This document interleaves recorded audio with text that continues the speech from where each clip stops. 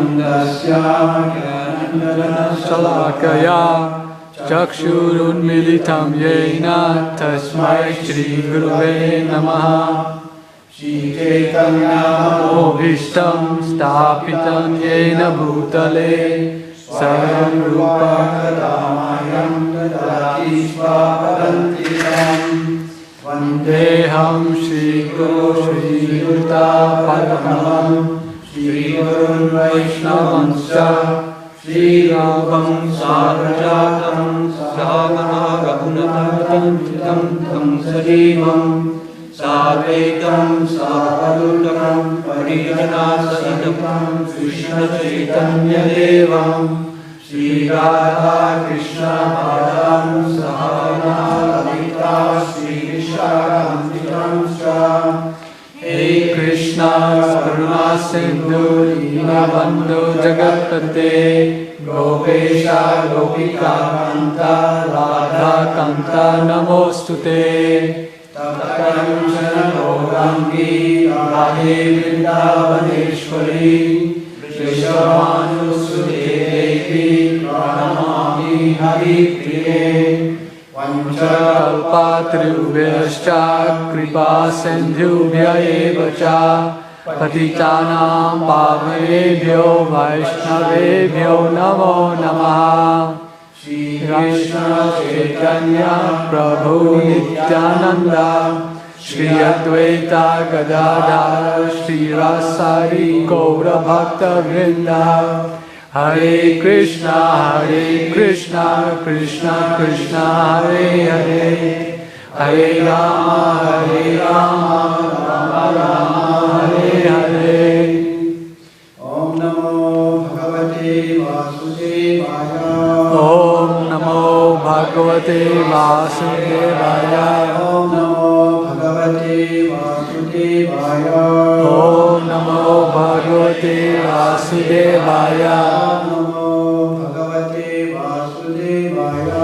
Om Namo Bhagavate Vasudevaya.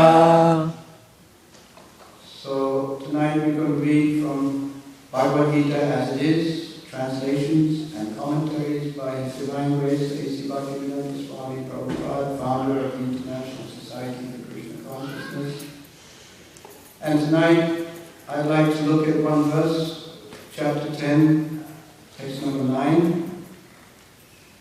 And before I begin, I'd like to say thank you very much to Grantaraj Prabhu for inviting me to come here. It's a great honor. And although I may not be up to the task, I will speak as Krishna directs me, try to be. So those of you who got your Bhagavad Gitas with you, actually, generally speaking, when we go to the Bhagavad Gita class, we should have a Bhagavad Gita with us, everywhere. It's not just that we sit down and listen. We should have a Bhagavad Gita and we should study together. And, but I don't think that's the case tonight. Nobody has it, I just have the book. So, chapter 10, entitled The Opulence of the Absolute Truth. This particular verse is one of the Chatushloki verses, and it's a very, very important verse.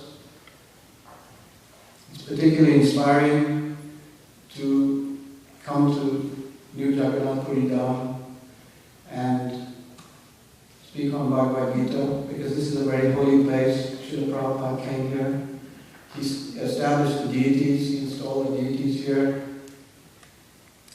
He had high hopes for this temple, that it would be somehow or other connected with the university nearby, and there should be scholastic interchange between the professors there and our professors here, and that we should be able to teach in the university. Somehow or other that never happened, but still this is the same place and it can be revived. So let us go to the verse. Please repeat after me. Majjita Madgata Prana Bodhayanta Parasparam Katayantascha Mangityam Tushanti Cha Ramanti Cha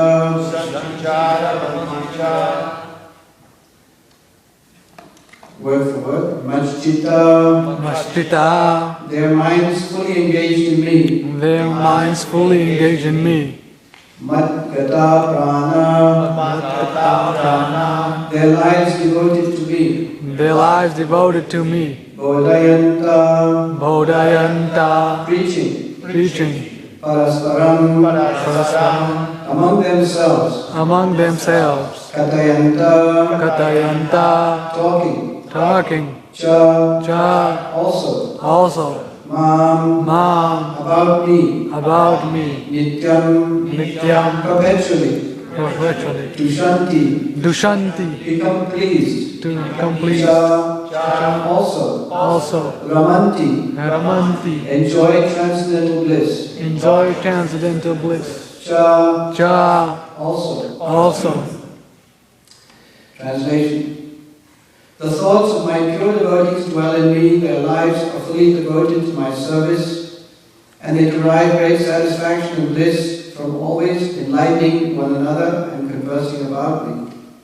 Please repeat phrase by phrase. The thoughts of my pure devotees dwell in me. Their lives are fully devoted to my service. And they derive great satisfaction and bliss from always enlightening one another and conversing about me. Purport by Srila Prabhupada. This is a long purport actually, I didn't know it was so long. But let us read. It is important to listen to Srila Prabhupada first. After all, he is the translator and the commenter on these verses. He is the founder of the International Society for Krishna Consciousness. He is responsible for hundreds of temples like this and literally hundreds of thousands of devotees all around the world. Pure devotees, whose characteristics are mentioned here, engage themselves fully in the transcendental loving service of the Lord. Their minds cannot be diverted from the lotus feet of Krishna. Their talks are solely on the transcendental subjects. The symptoms of the pure devotees are described in this verse specifically. Devotees of the Supreme Lord are 24 hours daily engaged in glorifying the qualities and pastimes of the Supreme Lord. Their hearts and their souls are constantly submerged in Krishna, and they take pleasure in discussing him with other devotees. In the preliminary stage of devotional service, they relish the transcendental pleasure from the service itself. And in the mature stage, they are actually situated in love of God. Now right here, there's an ocean of discussion simply about this point that Srila Prabhupada has said. Let's try to come back to that later on.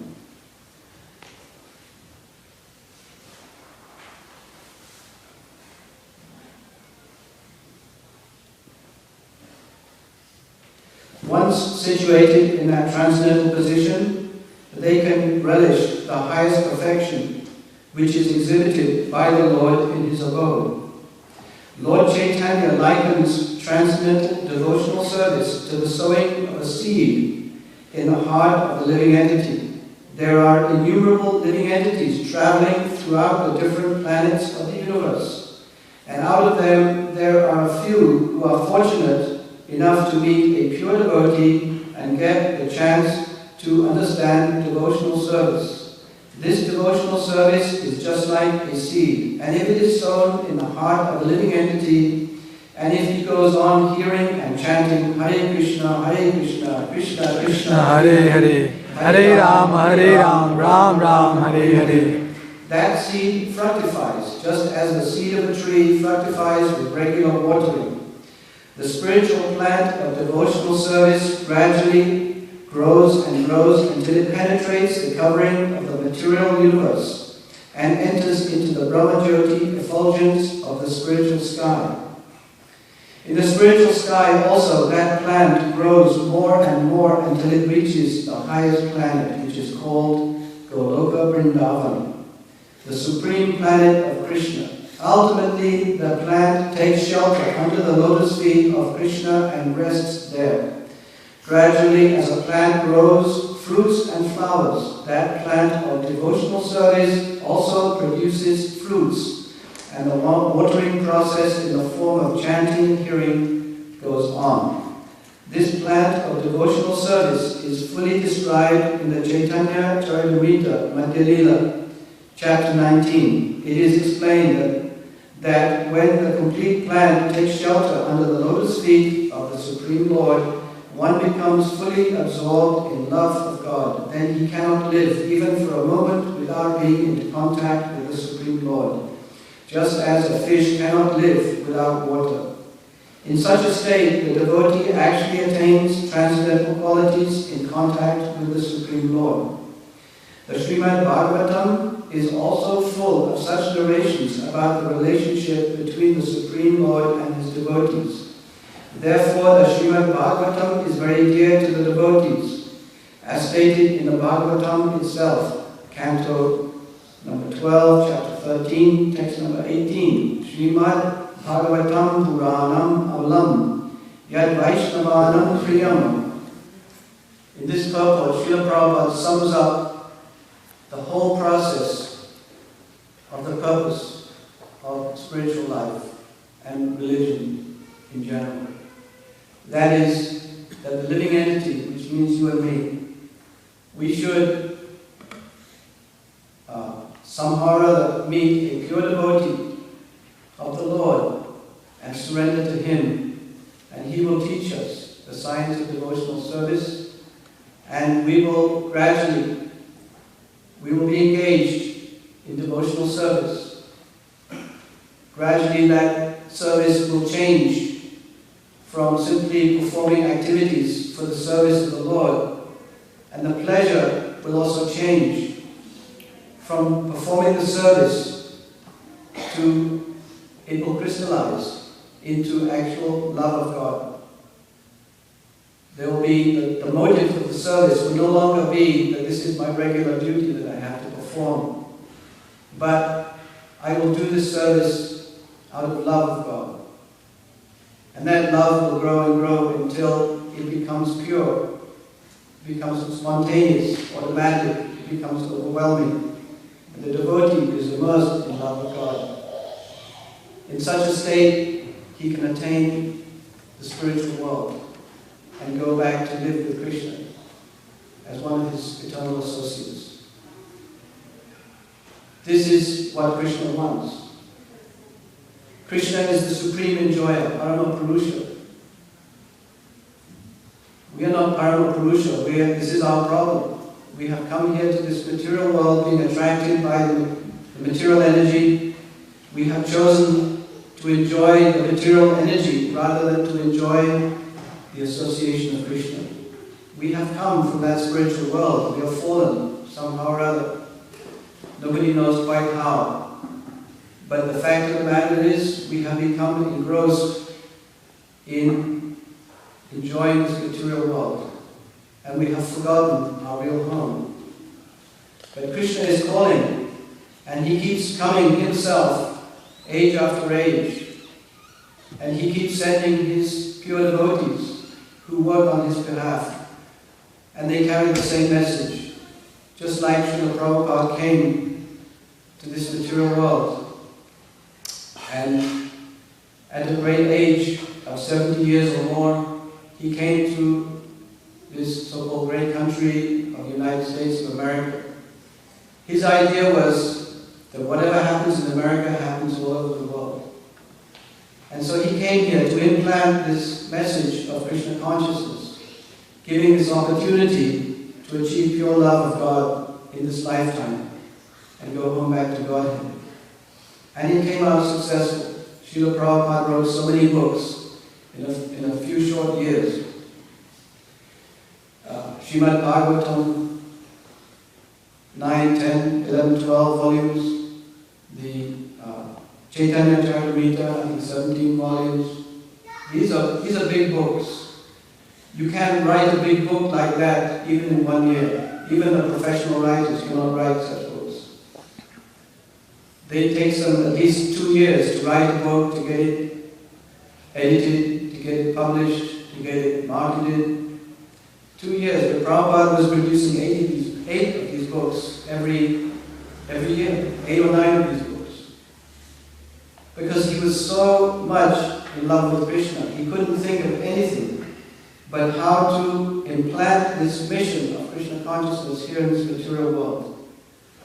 And for that, he needed not only his personal example, his personal teaching, but he needed literatures, transcendental Vedic literatures, which contain the knowledge which has to be distributed. So, Srila Prabhupada is saying here that the devotees will achieve pure love of God if they simply carry on the process. In the beginning, there's Shraddha, a little faith. And this Sunday program is basically meant for attracting newcomers. We hope there are many newcomers here. How many people is coming here first time? A newcomer? I see a hand up here, a hand up there. So a few newcomers are coming. And those who are not newcomers are still fairly new. And they don't maybe know very much. But this devotional service is a great science, and it can be practiced by anybody, even in your own home. You don't have to live in a temple. If you can afford to give up your other associations and come and live in the temple and be trained, we offer training here, it'll be an experience which you'll never forget. I remember when I was a young man, I was into yoga and meditation, but nobody could tell who is God. The message of yoga is merge with God or become one with God. God is everywhere, and become zero so you can merge with God, something like that. Nobody can tell who is God. When I read one of Srila Prabhupada's books, I understood right away Prabhupada saying Krishna is God. He's the Supreme Personality of Godhead. And it is agreed by all of the great acharyas, and it is repeated throughout the Vedic scriptures. Krishna is the Supreme Personality of Godhead. So, you don't try to become one with God, just try to become the servant of God. So none of the yogis and swamis who are flying from India all over to America and the Western world, none of them were saying that, be the servant of God. Because they knew, either they didn't know Krishna, or they know that the Western people don't like to be anybody's servant.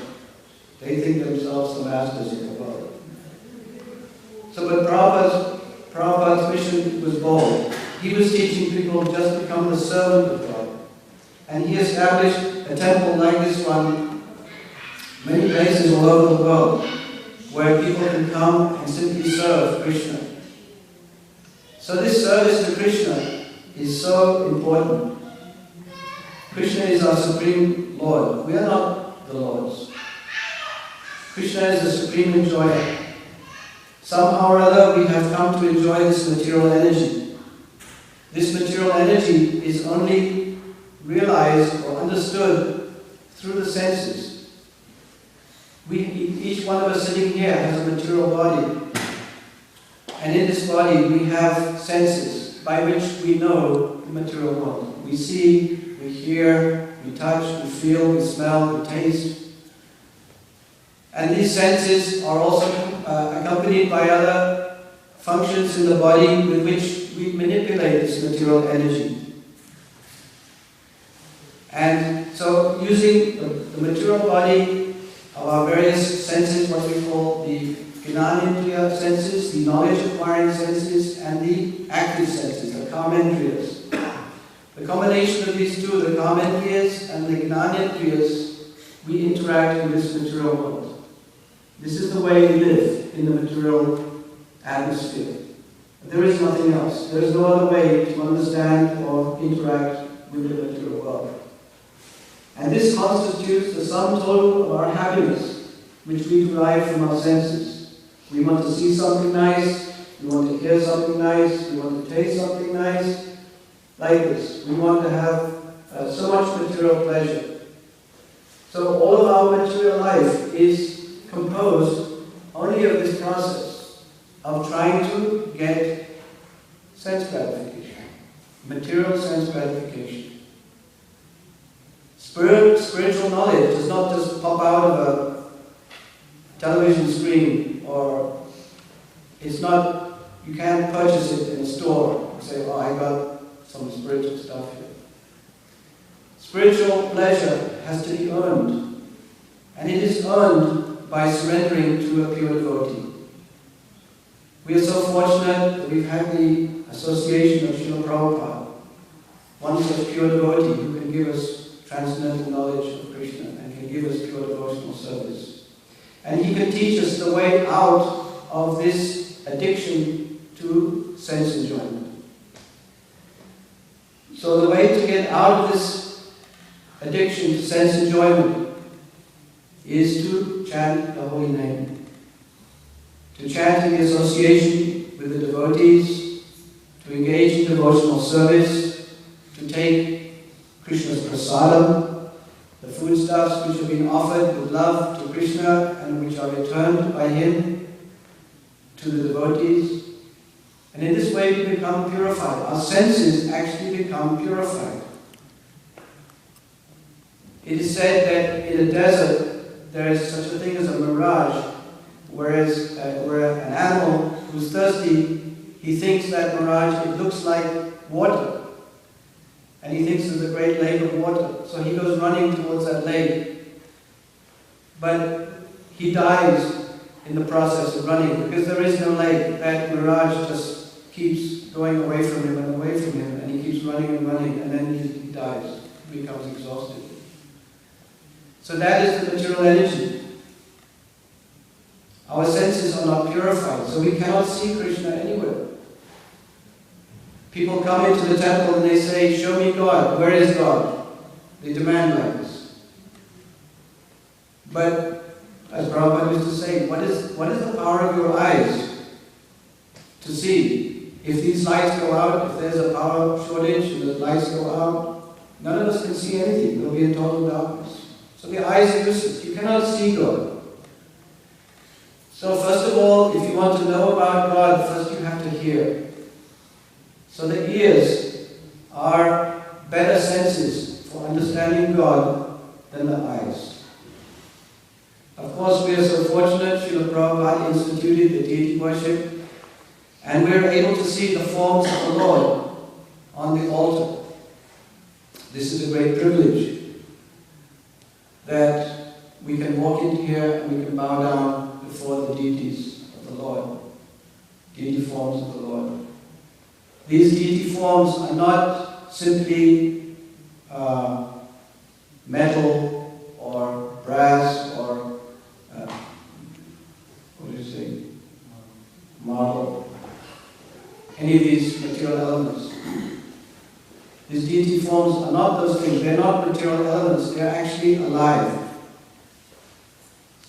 They actually receive the worship of the devotees who come there. They accept the offerings. This is real. This is proven by so many statements in all of the Vedic Shastras.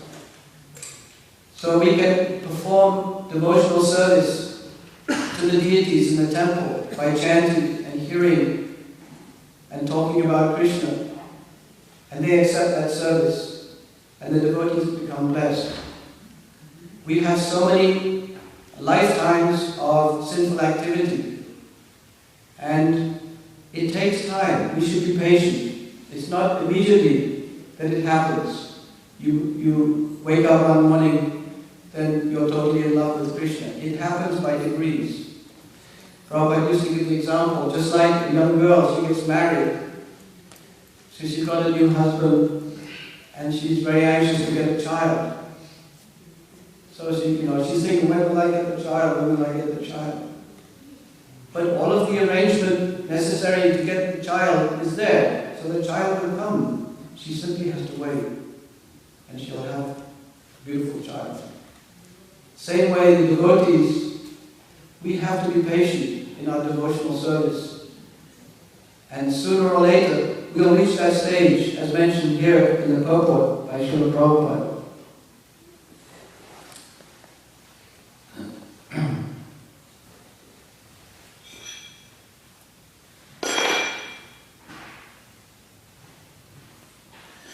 In the preliminary stage of the devotional service, they relish the transcendental pleasure from the service itself.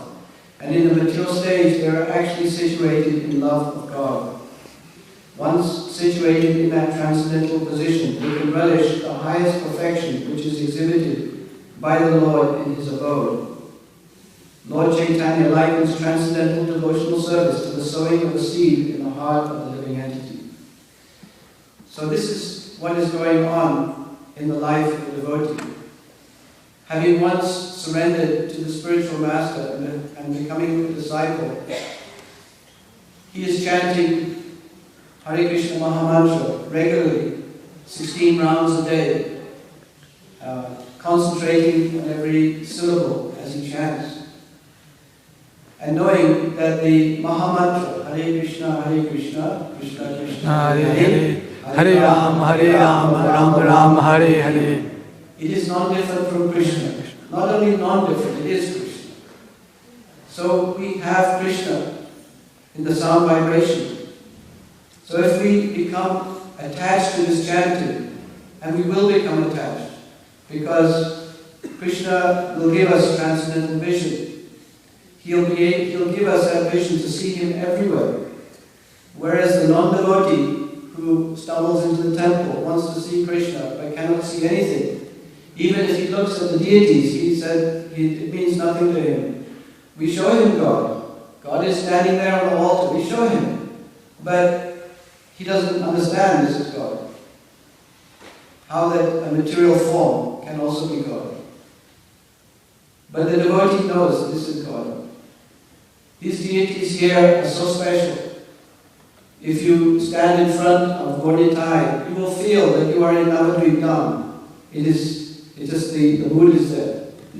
If you stand before Lord Jagannath, you will feel that you are in Jagannath Puri.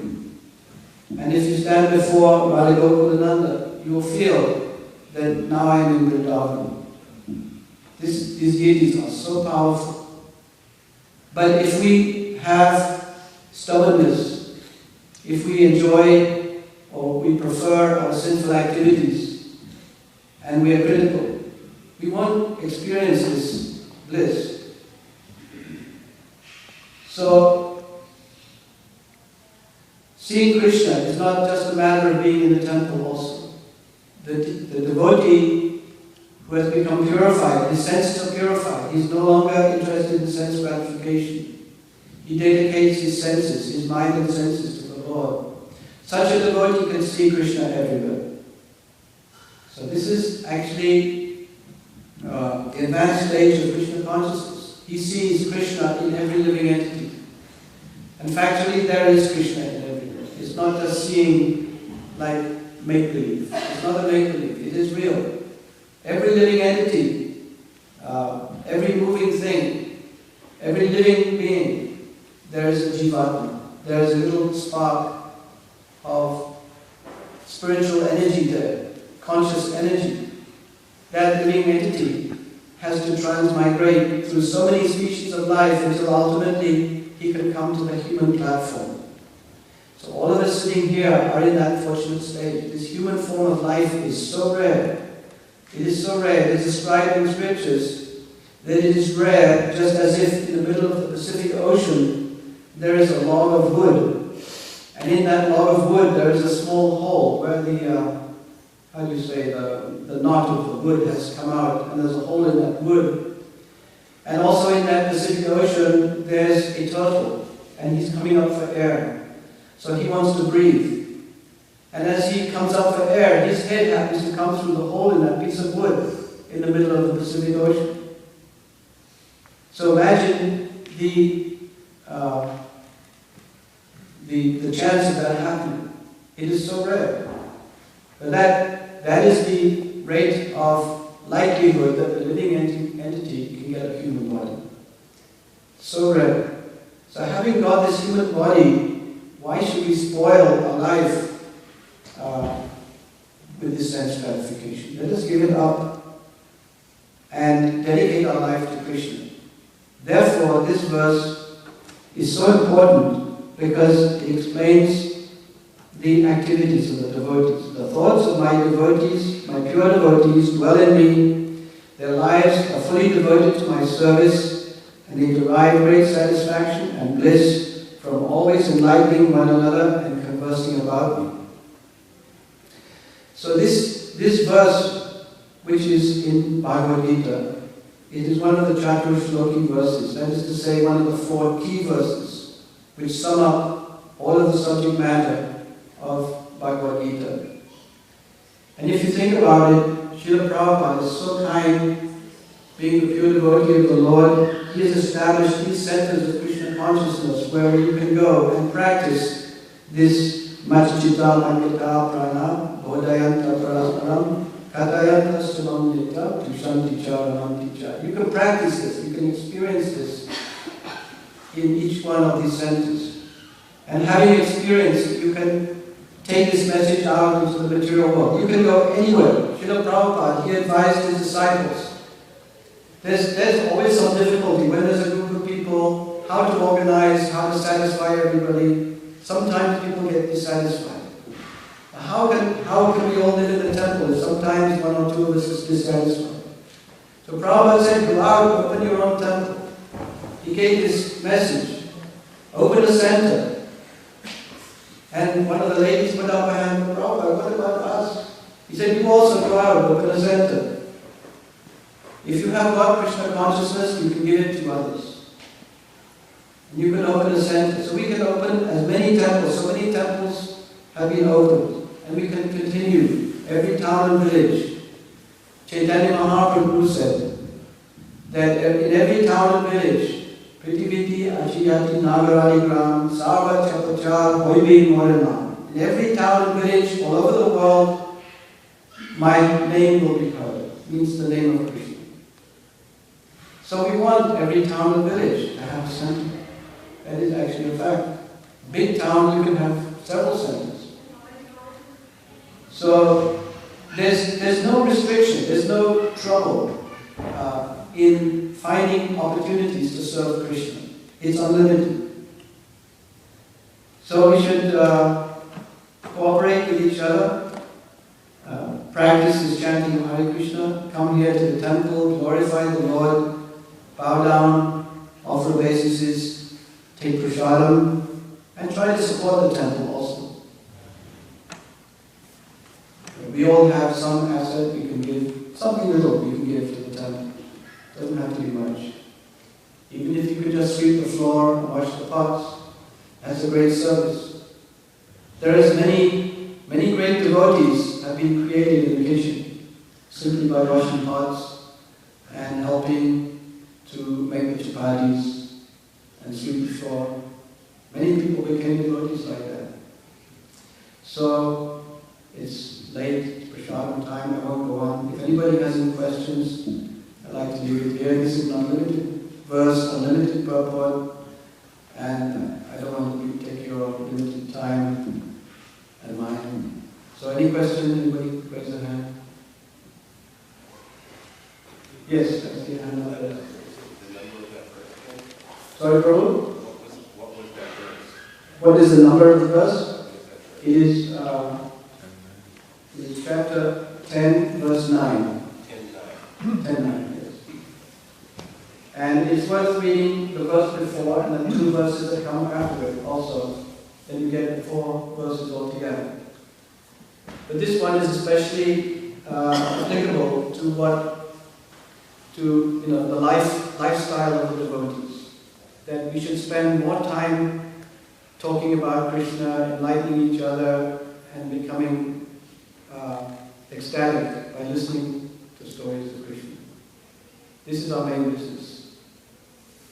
It was so nice this evening. This arati was so beautiful. It was sung by Nityananda Prabhupada, who sang the arati. It was beautiful. It was like a little bit Bengali style of singing, and I felt like it was in my home.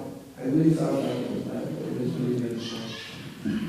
And so this is the thing, that we are here not just to perform rituals. We're not into rituals. We're into feeling ecstatic love of God.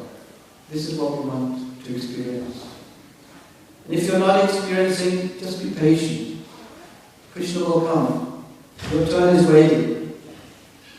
Krishna is one. He has created many,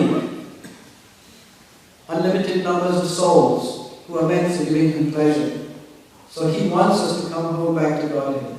He doesn't want us to rot here forever in this material world. Therefore, we should take the opportunity that he sends. He's sending us a postcard. Please come back to me. So let's reply to him in the form of taking initiation from a spiritual master, at least taking guidance from that spiritual master, and chanting the holy name. Then Krishna will make arrangement, either in this life or in next life or the life after. He will give us, if we engage in his service, he'll give us so many opportunities to serve more and more until we come to the stage of pure devotional service. And we will be absorbed in love of Krishna, and he will bring us back to his planet, Goloka Vrindavan. This is the goal of life. This is the whole purpose of the material world, is to keep the material, all the living entities, safely in one place or another, and sooner or later they will get a chance for devotional service. It's Krishna's great plan. So let's cooperate with Krishna. Let us go home back to Godhead. Chant Hare Krishna. Yes, Prabhu. I hear you coming from Sacramento. Yes. So is there any Krishna temple in Sacramento? We don't, Iskon does not have a temple, but we do have preaching centers. We have a couple of preaching centers which are combined. I mean, they're in separate places, but we work together. Oh. Yeah. Nice to know. Yes, Prabhu. You were quoting that verse from Chaitanya Charitamrita, Ramanda Brahmate Kon Bhagwan Jeev Guru Krishna Prasade Bhai Bhaktivada Bij, and you were talking about like how we should take initiation from a bona fide spiritual master. Does that mean a living spiritual master that's currently on the planet? Shiksha can come from different sources, but Diksha is given by a living spiritual master. So we couldn't just like say, oh, I like to read Bhagavad Gita as it is, and I consider Prabhupada my spiritual master, and I don't need to take initiation from a living. He becomes Shiksha Guru. There are several different types of guru. There is Bhakti Pradashta Guru, who is introducing to Krishna consciousness. There is Shiksha Guru, someone who is actually knowledgeable in the scriptures and is able to explain the scriptures to you in detail and answer all your questions. And it is said in the Hari Bhakti Vilas, I cannot quote you those scriptures. I'm supposed to be able to quote, but I don't know them. This is the way we explain scriptures. We're supposed to actually quote the line. Just like in court, they give evidence. Evidence is real and is accepted by the judge. So we're supposed to give evidence from scriptures. But in Hari Bhakti Vilas, it stated that, generally speaking, the Shiksha Guru will become the Diksha Guru. The word Diksha means one who explains transcendental knowledge, who gives and explains transcendental knowledge. The D stands for Diksha, and Sha means Shapayati, means one who explains. So it means a living spiritual master. That doesn't mean to say that we're not getting information from previous spiritual masters. Krishna is also the original Guru, he's Adi Guru. So, but can you walk up to Krishna and say, well, I'd like to get initiated by you? No, you can't. Can you get initiated by one of the spiritual masters who's already left the planet? You cannot actually get initiated. You get spiritual knowledge from him, but you cannot actually take Diksha from him. because the Guru Parampara is a chain of disciplic succession, a succession of gurus. So it's not that all gurus are of the same standard, of the same quality. There's great gurus like Srila Prabhupada, Bhaktisiddhanta, Bhaktivinoda Thakur, and so many before. And Srila Prabhupada told his disciples that you can all become guru if you become qualified. So it's up to you to test if your guru is qualified. This is the whole point. You must spend 1 year, at least 1 year, with your guru. And that means with him, not just online or, while he's on the other side of the planet. You must be with him for 1 year. You must sit in front of him and you must ask him questions. And then at least 1 year, maybe 2 years. And during that time, you will know if he is the right person to be your spiritual master, and you will know if you're capable of being his disciple. That's the actual process. So, yes, you must have a living spiritual master for that. So does this mean when it says that they get the Bhakti-Lata beads, does that refer to taking initiation from a bona fide spiritual master then? Yes, it means... So really taking initiation from a bona fide spiritual master, that would be kind of the beginning, just getting the seed of the Bhakti-Lata. Initiation is, generally speaking, a devotee must be trained in devotional service. In other words, you cannot approach a bona fide spiritual master in a state of ignorance. So you must have had some preliminary training. That's why we have Bhakti Guru. He's the one who gives that training. It might be like in the form of a bhakta program in the temple. They say like 8 or 10 people, and then one devotee who's senior, he says, now we get up, now we chant, now we study this, now we study that, and he gets trained. So we offer training. In this temple we offer training. If anybody wants to join the temple and be trained, please see the temple president after this program. We would love to have more people come with you and be trained. Like I'm saying, the gurus are not all of the same. Some are gigantic acharyas, and some are just very simple people who know the scripture, but their life is pure, absolutely pure. But it's one and the same thing. The transcendental knowledge is the same. But there should be the necessity of taking from a living spiritual master, right? We can't just say, oh, I'm a follower of Prabhupada and he's my guru.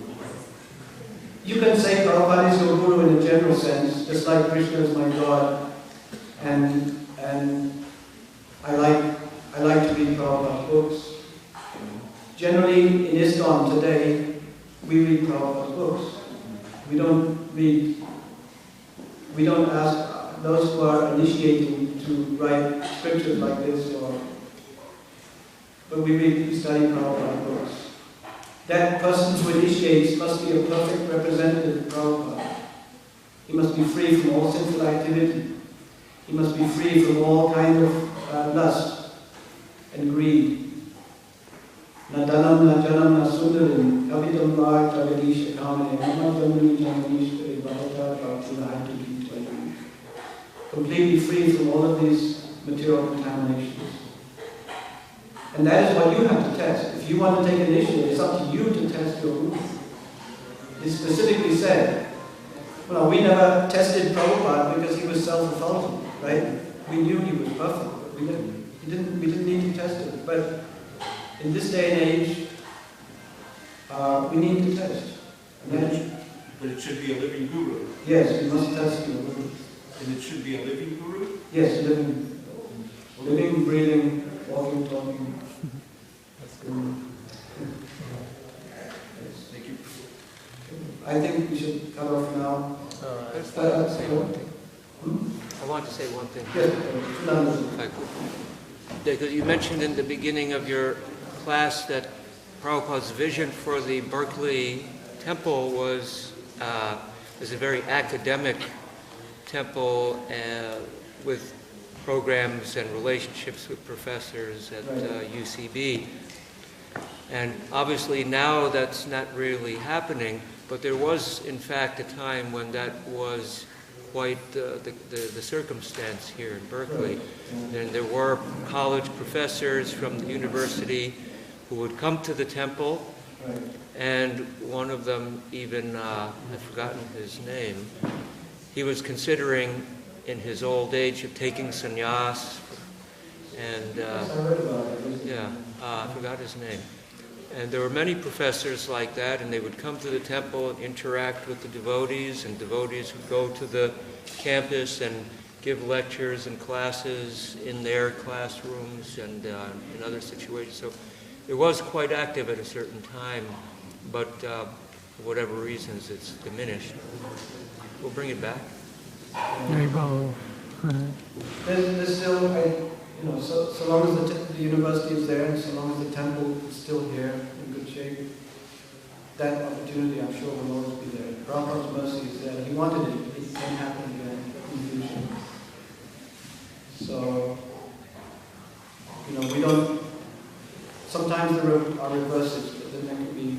It's like we almost had the Bhagavad Gita banned in Russia, right?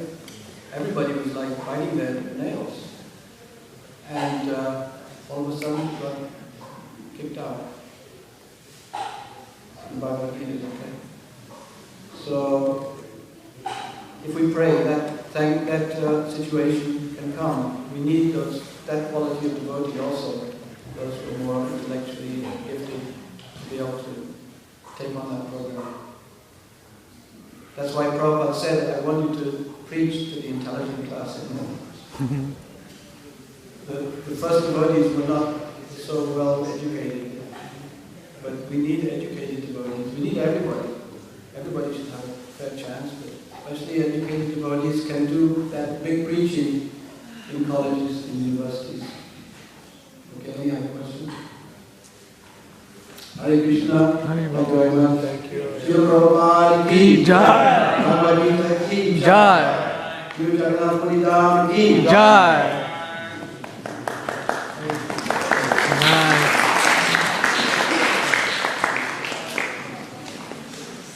Thank you, Prabhu. Please don't go anywhere. We're going to have a few announcements.